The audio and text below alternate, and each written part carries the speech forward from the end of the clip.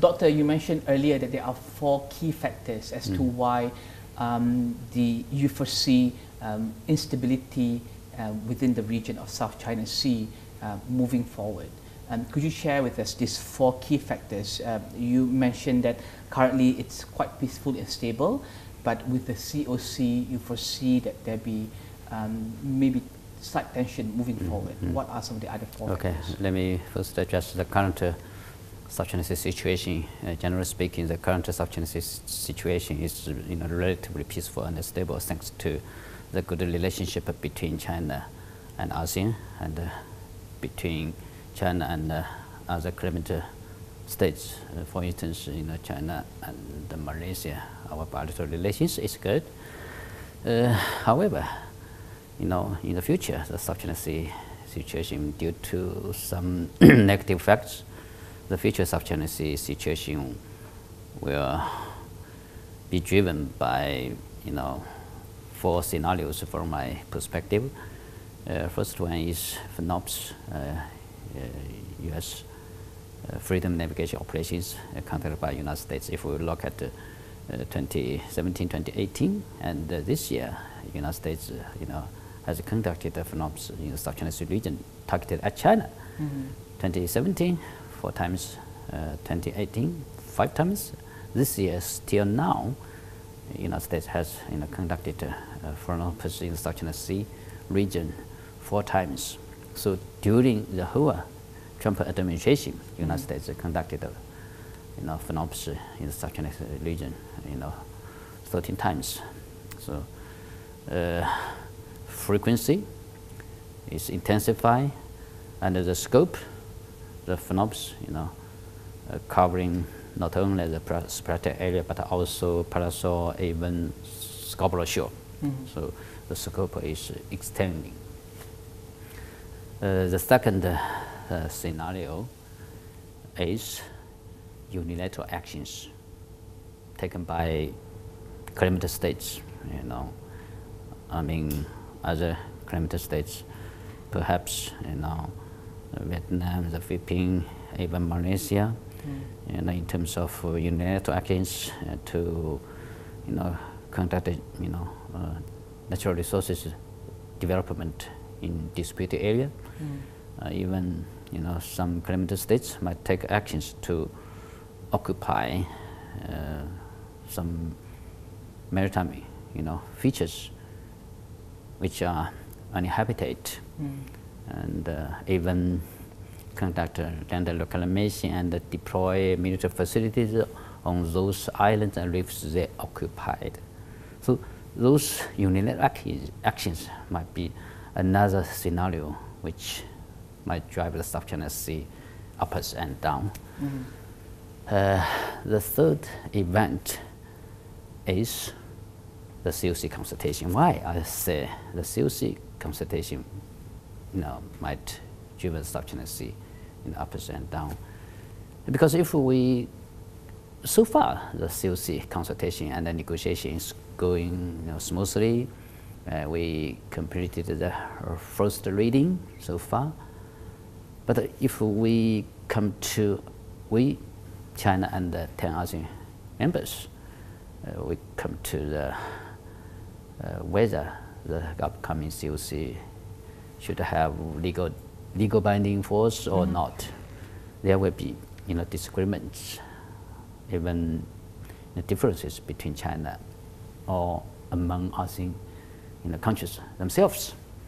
Before we come to the scope of the future COC application, from Chinese perspective, the COC should only cover the splatter area, but from Vietnamese perspective, it might be not only the splatter area, might cover parasol.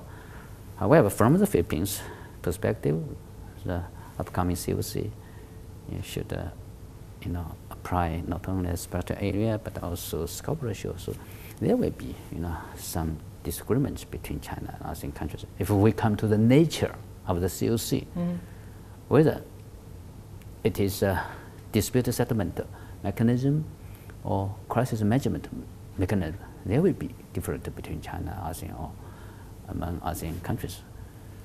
So the fourth scenario that might drive the South China Sea situation is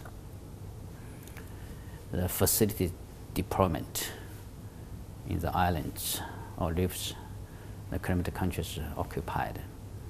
So if we look at the Philippines and Vietnam, they have been conducting reclamation activities, deploy military facilities on the islands, intensify the military facilities in those islands and reefs.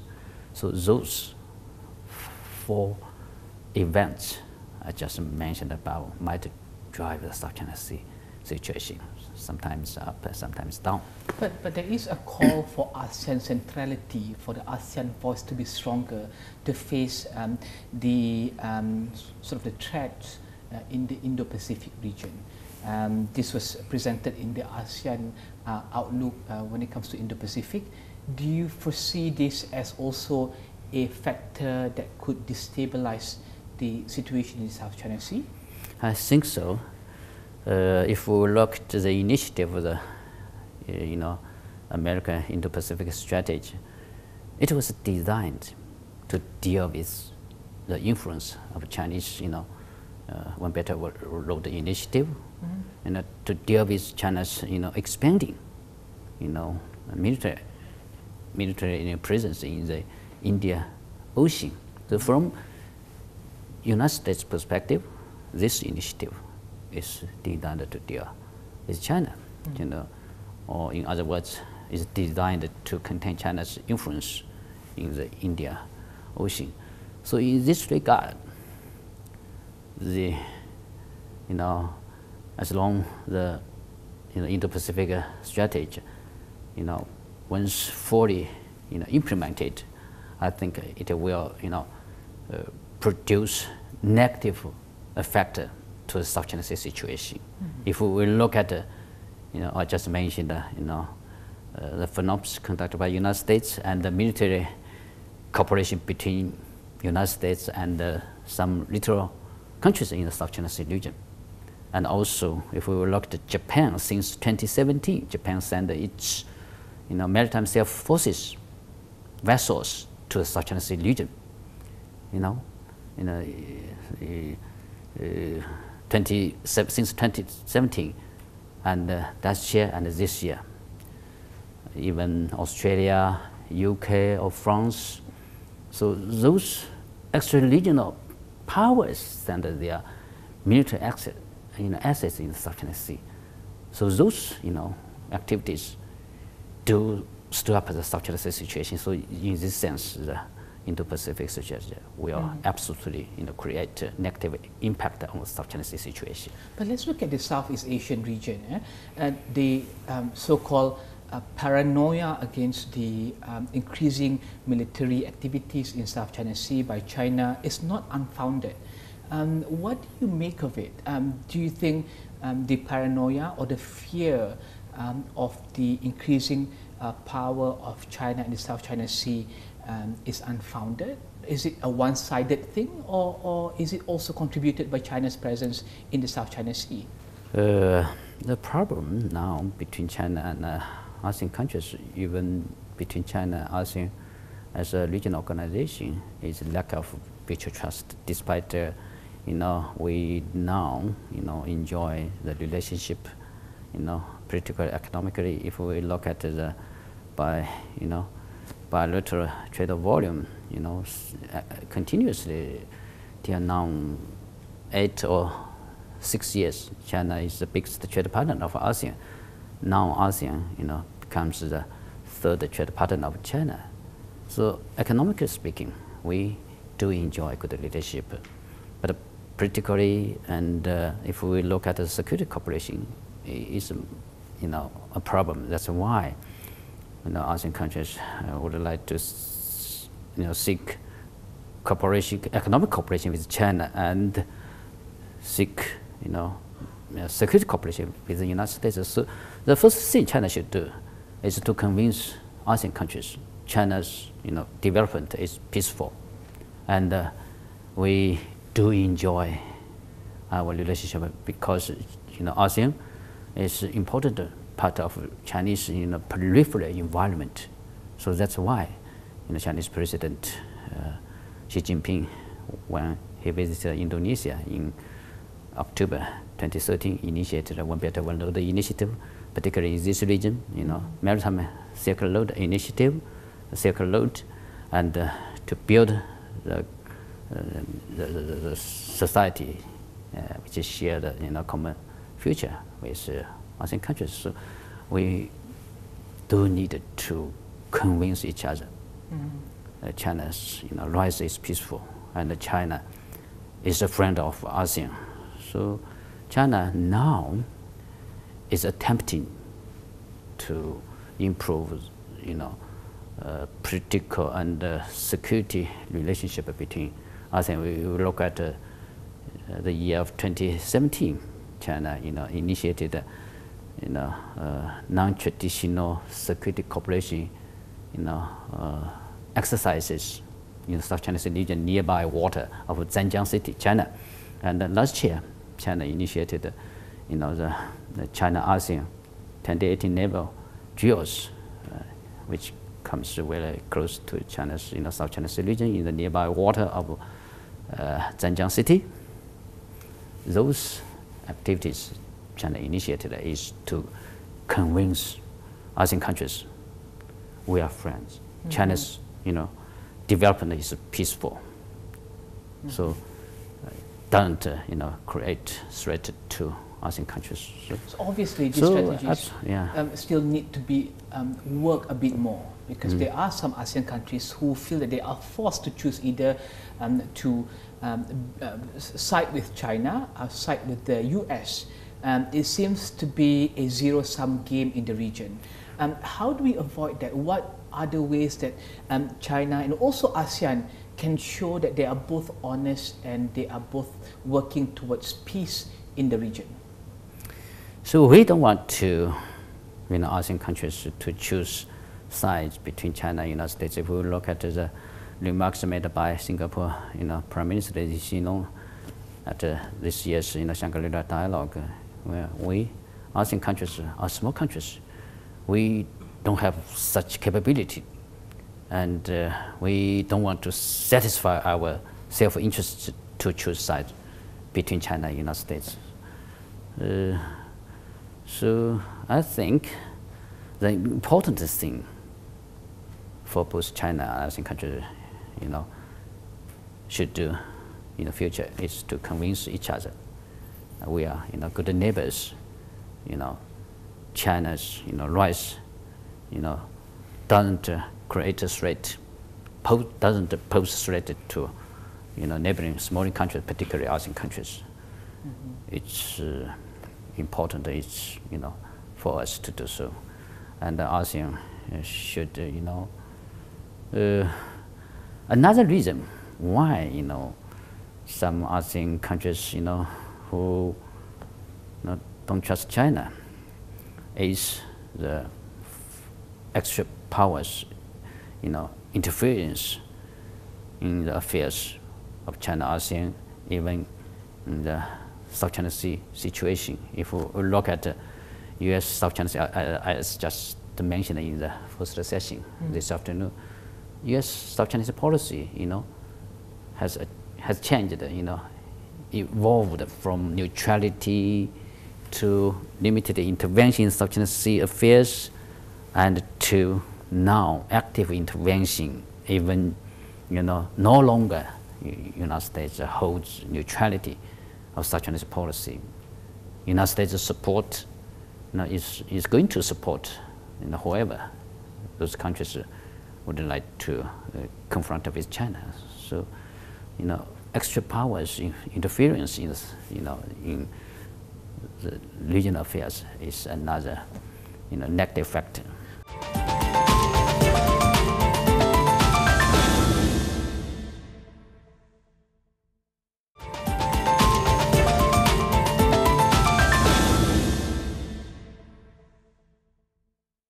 I've got two more questions, Doctor. First of all, is the article written by Jeffrey Sachs recently on whether America is going to have a Cold War with China.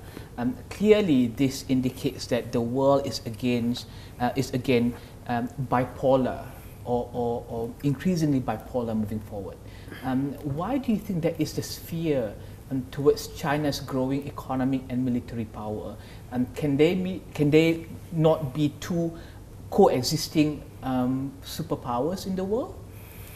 I think from Chinese perspective, China is going to coexist with the United States. China has no intention to challenge U.S. current status as a superpower in the world. But from United States perspective, they don't trust China. If we look at last year, U.S. issued two strategy reports. U.S. national strategy, defense strategy, or national security strategy. United States, viewed China as a revisionist, state or competitor of the United States. So United States adjust its policy. Some women called, China, United States will conduct engaging, with the Cold War like, United States and the former Soviet Union. So I don't think it's a Cold War, but the competition between China and the United States, will be a main, point, or will be a major problem between China and the United States. So the problem is not in Chinese side, but in US side. United States, adjust its policy towards China. China is still there. China's development is peaceful. China has, no intention to challenge U.S. As supremacy, hegemony.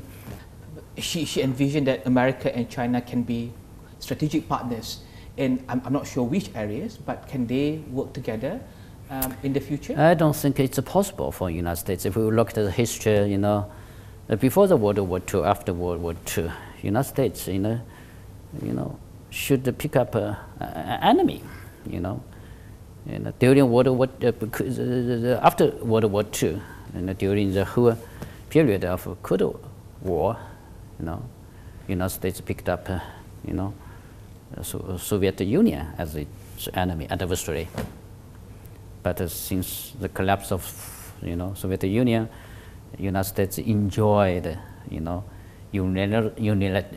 unique, supremacy of the world. But because since 2010, China, became a second largest economy, take over, Japan, and since then, I think United States, started to be vigilant about China's, development, viewed China as a potential competitor or counterpart. They suppose China might take over of the United States to become the world,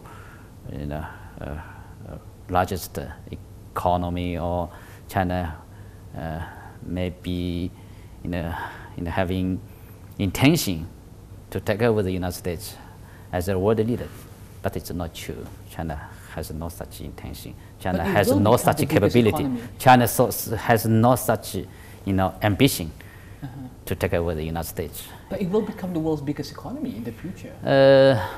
It's not easy from my perspective. Even China to become the #1 economy, I think it's not easy for China to do so. Okay. But China now, the total economic volume is accounted for only 60% of that of the United States. So we still have a long way to go. Let's just go back. If China, becomes the largest economy in the world, the purpose is to improve our people's living standard. It's our first aim for Chinese leadership, and then China should have capability to defend its interests and, for instance, sovereignty and maritime interests, keep its own interests. Given the fact that, take last year, for instance, Chinese, tourists who go abroad for tourism accounted for more than 100 million. 100 million, equivalent to the population of Japan. And China now is the number one, world number one, the trade country, trade nation. Mm-hmm. So we do have interests everywhere in the world. Our Chinese people go everywhere in the world. So China should have such capability to protect our economic interests, our people's security. So even China, becomes. How do you protect that? Do you use military power? Do you use influence? How do you protect this interest around the world? Diplomatic, approach is the main purpose or main approach to protect our economic interests and people's security. And then I think, military presence, should be, if necessary. China has no intention to, pose a threat to other countries. But we have such, if we have such capability, there will be secure for Chinese economic interests for Chinese people. If we don't have such capability, that might be a problem. Let's go back to the South China Sea. Yeah. Is there a way for China and also ASEAN countries to work together to solve the issue in the South China Sea? Is there a co-working, co-security agreement that you see can happen in the South China Sea? Of course. The first step for China ASEAN countries, is to conduct, maritime cooperation, such as stipulated in the DOC, under the framework of DOC. For instance, China and ASEAN, countries should conduct, marine scientific research, marine environmental protection, safety of navigation, and search and rescue in the South China Sea region, or crack down the maritime crimes at sea. Those, are areas China and ASEAN countries should work together. So the second step is, as soon as possible to reach consensus to conclude the COC. The COC is important. Why? Because now the South China Sea is lack of law-based order. Mm-hmm. The COC, once it is in place, could be viewed as a law-based order in the South China Sea, and it might, guarantee the peace and stability, sustain the peace and stability of South China Sea. So, and then, if the mutual trust between us, reach the high level, we can promote joint development in the disputed area. Because South China Sea, it is impossible to solve the China Sea completely in the near future. Even generations, it's impossible to completely solve, because the sovereignty is, sensitive, complicated, involved with, at least the 6 parties. It is impossible.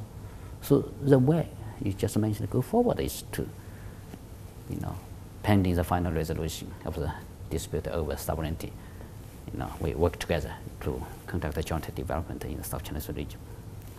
Removing the military presence of China in South China Sea? If we reach consensus, do not pose, threat to ourselves. Focus, our attention to, conduct a maritime cooperation. The low sensitive area might be environmental protection, fishery management. If we look at the current situation in the South China Sea, the fishery, some scientists said the South China Sea now is overfishing. So we need to, because South China Sea is our commonwealth, our, common home. So we should work together to protect, natural resources and fishery stocks, So those areas are possible to start with, low sensitive. Okay, thank you. Thank you very much. Thank you. Thank you.